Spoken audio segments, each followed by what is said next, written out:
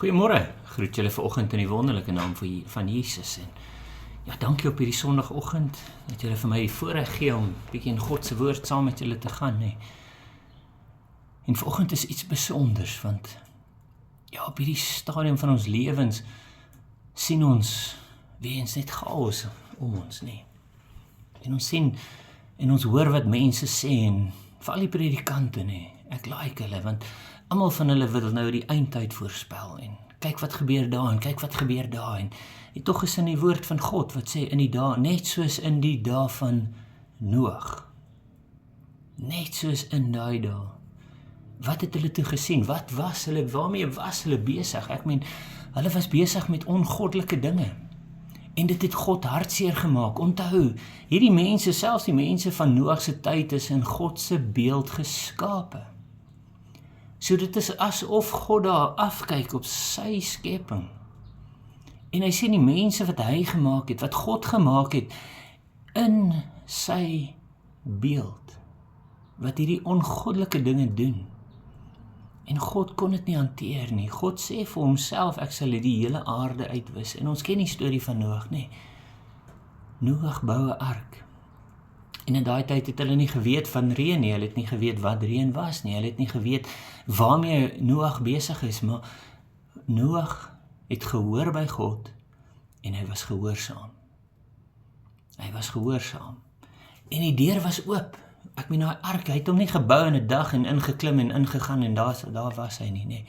God het met Noag gepraat, Noag het geluister en daai deur van daai ark was oop. Toe God 'n wonderwerk gedoen het en al daai diere met hulle gepraat en die diere het so in die ark ingekom. En dit was tyd en hulle het Noag beledig en hulle het hom gespot en hulle het vir hom gesê, waarmee is jy besig, malman? En hy het geduldig vorentoe gegaan want hy het geweet God is besig met iets en hy het vertrou en hy deur was oop. Enige iemand wat tot bekering gekom het, enige iemand wat sou gesê het in daai tyd, jammer God, ek is besig met die verkeerde dinge, daai deur was vir hom ook oop. En toe kom die reën. Noag, sy familie binne in die ark, die mense buite. En plaas jouself in Noag se situasie vir 'n oomblik, net vir 'n oomblik. Net vir 'n oomblik, ek meen ons lees dit in Genesis 6, Genesis 7, lees ons van hierdie dinge waarmee God besig was. God het self daai deur toegemaak. God het self vir Noag die instruksies gegee en vir hom sê, jy sal 'n ark bou en hy sal so groot wees en so groot, en daar sal net een venster in daai ark wees. Net een venster. En God het self al die diere ingeroep en ingesit, en Noag en sy familie daar binne ingesit, en die deur toegemaak. En dan hoor ons, so daar binne in daai ark moes dit pik donker gewees het. En ja, as 'n ander dag sal ek dalk daar ingaan, maar die woord wat die Jode gebruik vir daai venster, die tsoar, wat die Jode gebruik vir daai venster, dit is lig in die duisternis. Dit is lig uit die duisternis uit. So dis dalk 'n venster wat Noag gebou het, ja, wat ons kan saam dink. Dis 'n venster wat Noag gebou het, sodat lig later, en ons lees eers later, dit is eers die eerste keer wat ons lees wat Noag daai venster oopgemaak het, is toe hy daai voëls laat uitgaan om te sien of dit veilig is. Dis die eerste keer. En onthou, dit is amper 'n jaar later. Ons lees hier so in die Sondagstorie wat gewild is onder ons is wat? Vir 40 dae en vir 40 nagte het dit gereën.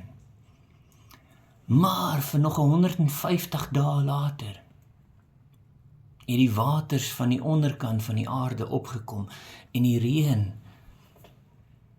Maar dink, plaas jouself in Noag se situasie, hy's binne in hy ark. Dit is pikdonker. En hy hoor al hierdie geluide van buite, hy hoor die storms, hy hoor die winde, hy voel die winde teen die skei, teen daai ark. Die see is woes, hy hoor die geskree van die mense van buite af. En 150 dae later, en onthou, hy het nie enige gedagte van tyd in daai, want die son het nie opgekom nie en gesak nie, want hy was binne in daai ark, saam met sy familie, saam met sy diere. en die hand van God was by hulle, en die genade van God was oor hulle, en sy hand was by hulle, en Noag en sy familie het daar gesit, en ewe skielik is dit stil. En daar is soveel dinge wat deur Noag se gedagtes moes gaan, want ek weet, plaas ons self daarin, en ek weet in my gedagtes, want is my dood ook op pad? Is my dood ook op pad? En dan hoor ons daai geskree van die mense wat buite besig is om dood te gaan en uit te roep en sê, Noag help ons, Noag help ons. En ewe skielik is dit weer stil. En Noag sit daar met sy familie en hy wonder seker is dit maar net 'n kwessie van tyd voordat hulle ook doodgaan. Voordat hulle ook. En in sy gedagtes moes hy ingedink het en gesê, het God van ons vergeet? Het God van ons vergeet? En dan lees ons hierdie storie in Genesis 8. Ek meen, dit is daar waar ewe skielik lees ons, en God het gedink aan Noag en aan al die wilde diere en al die vee wat saam met hom in die ark was. Ons lees hierdie storie, ek meen, dit is amazing. En tog lees ons hierso, dat God het aan Noag en aan al die diere gedink. En aan al die diere gedink. 150 dae later.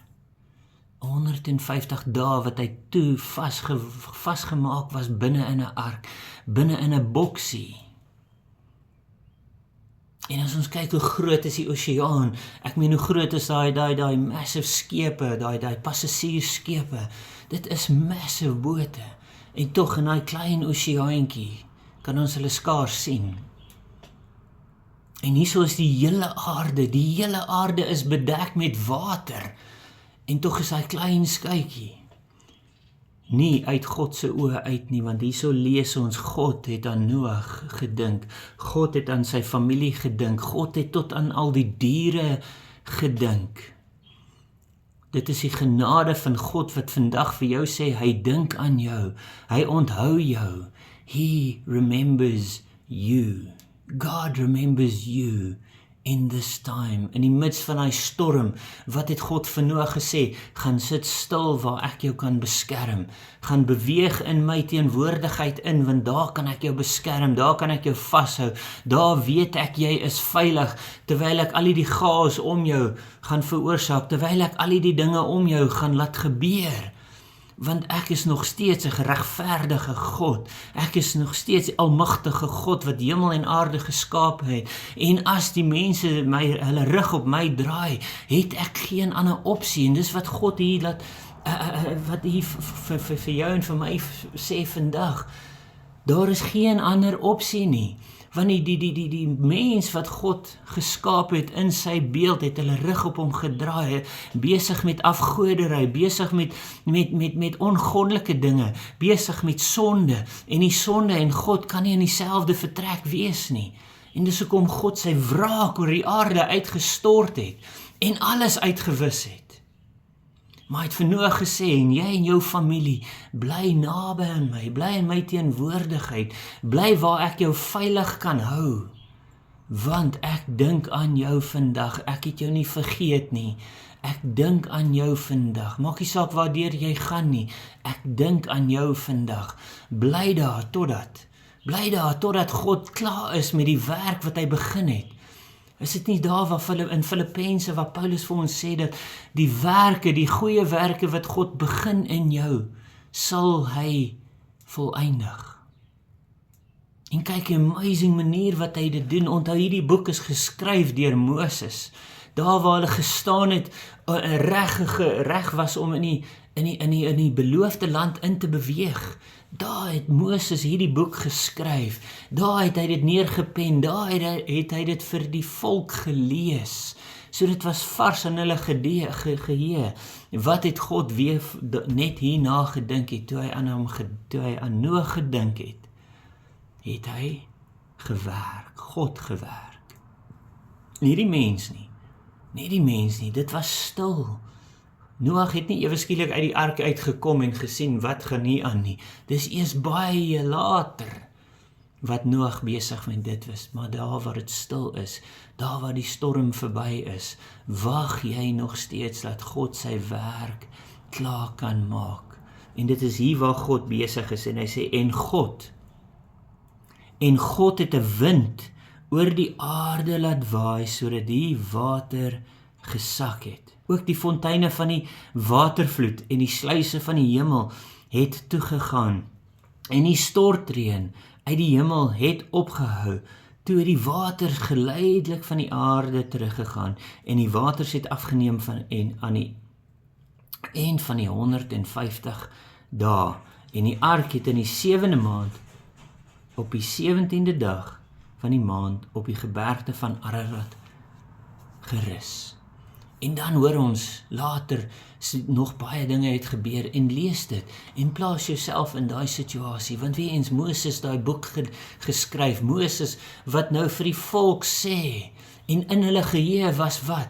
Wanneer was hulle daar? Hulle was daar aan die kant van die Rooi See. Die gevaar het gekom van een kant van Farao en sy mense om die Israeliete uit te wis. En hulle het daar gestaan aan die oewer, aan die kant van 'n massive see.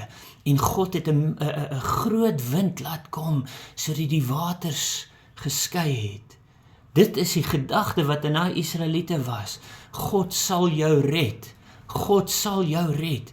Maar voor dit het hy vir hulle gesê, God sal aan jou dink in jou tyd van benoudheid, in jou tyd van gesukkel, in jou tyd waar jy nie weet waar jou hulp vandaan kom nie, in die tyd van chaos wat om jou gebeur, in die tyd wanneer jy bid en jy hou aanbid en jy hou aanvertrou, en dit voel asof God ver van jou af weg is.